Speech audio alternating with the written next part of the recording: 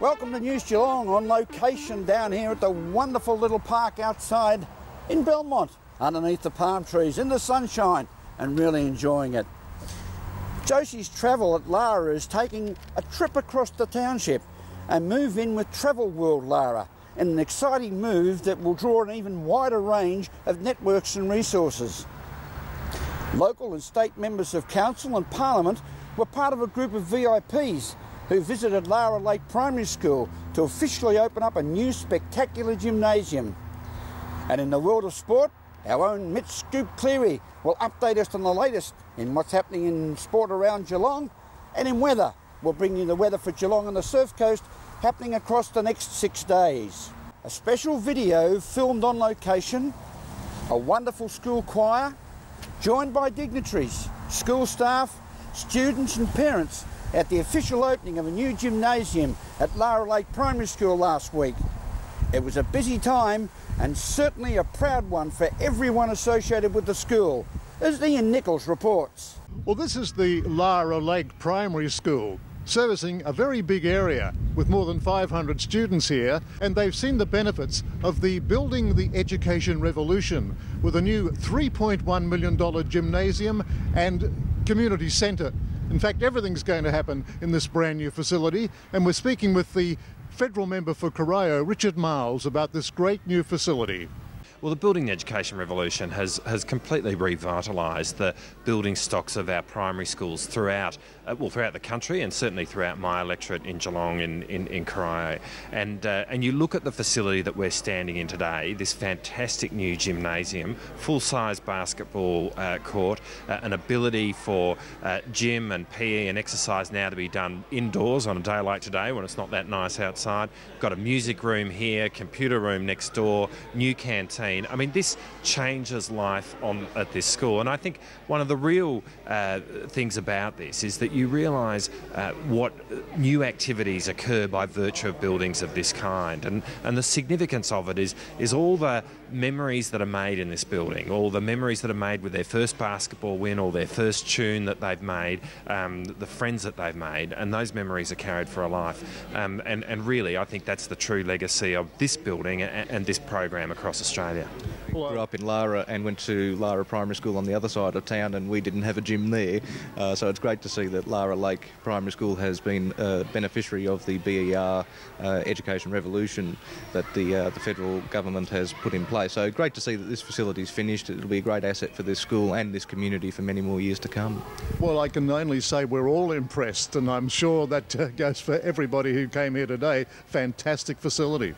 And what a great school community, you know, from the school council right through to the kids. You just get a real sense that this school all works together. So I'm sure they're going to enjoy it thoroughly. I'm absolutely proud because, look, I'm happy for the children because they're able to work in this facility and operate in the best conditions possible, and for the opportunity for us to be given to have this facility is just fantastic. So to cap it off and have the kids' faces looking up the front and the choir singing and the people recognise them, it's just a fantastic thing, yeah. This really is a fantastic multi-facet or multi-use facility here. Absolutely, absolutely. We've got music in here. The kids do multimedia. They assemble here, so they celebrate all of their pluses, highs and lows. You know, we go through the life of the school inside here. It gathers us together because we consider ourselves, although a school of almost 600, it's a community, and this is our way of bringing the community together. So, and also music, as you saw, is in the room next door. So just a fantastic thing to have. We'd never have this opportunity. We couldn't raise enough money through chocolate drives to actually get this done. And I'd really like to congratulate the federal government, obviously through Richard Miles. The BER program has been a fantastic program. Every school in my electorate has benefited from the BER program. Some of them obviously were state and federal funded, but particularly this one I think is purely federally funded. So I really congratulate the federal government in their attempts to make education better. And so this school obviously has about 500 pupils, and this facility, as the Shadow Minister for Sport, is fantastic. There's a lot of debate going on at the moment whether I think one school in particular in Blackburn has banned sports in their school because of injuries. And I think that sport is a big part of our life, and I think kids, particularly in light of some of the obesity issues that are prevalent, it is very important that students, particularly at primary school, are active. And so I congratulate this facility in terms of being a sporting facility, but also a multi-purpose facility as well. At Lara Lake Primary School, this is Ian Nichols for News Geelong. Thank you, Nico. Support continues to grow for a move to fix the current derelict and isolated Corio railway station and improve access for people in Geelong's northern suburbs. One of the new ideas to be investigated is linking Avalon Airport to the new Corio railway station instead of the current plan to create a railway link to the Lara railway station. Ian Nichols has more. Well, here's a place that's not very inviting.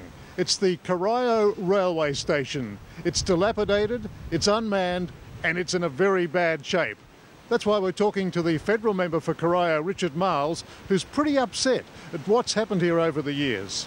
Nothing is happening there, and we are seeing a station now degrade to the point where it really is one of the worst train stations in Victoria. I mean, there's no doubt about that. You go there and the sign's completely smashed, which is pointing to the railway station. It's in an isolated part of Geelong. It's not safe. As I said in Parliament during the week, I've heard stories of taxi drivers refusing to pick up from Corio station, and when it is so uninviting, it's hardly a surprise that people aren't using it. But the real issue is this. If you look at those stations which do have guards on them, then the last before you leave for Melbourne is North Geelong, and then you come here to Lara, and so the whole of Geelong's north is effectively not being serviced by rail by virtue of the state of the Corio station and indeed the North Shore station as well. So we're really calling on the state government to do something about this. They actually need to fix it up, to invest the basic amount of money in there so that there is just a credible facility which exists there, and one which not only will provide transport for people to Melbourne, but I think it's just important that the north is connected to Geelong. Like, it's a 9-minute ride from Corio station into the centre of Geelong. That compares with a 40-minute bus ride from Corio village into the centre of Geelong. So there is a real opportunity here if they can just spend a bit of money on doing this station up and making it something that people will want to use. Corio railway station is actually in my ward, and I have been quite upset for many years that isn't utilised to the extent that it should be. There needs to be some sort of transport link figured out between Corio village and the Corio train station. It sits there empty, it looks terrible, nobody's prepared to leave their car there because there's not adequate security, or there aren't enough people around the place to provide surveillance. So I think the state really should look at, if nothing else, opening up a kiosk there and having someone staff it full time.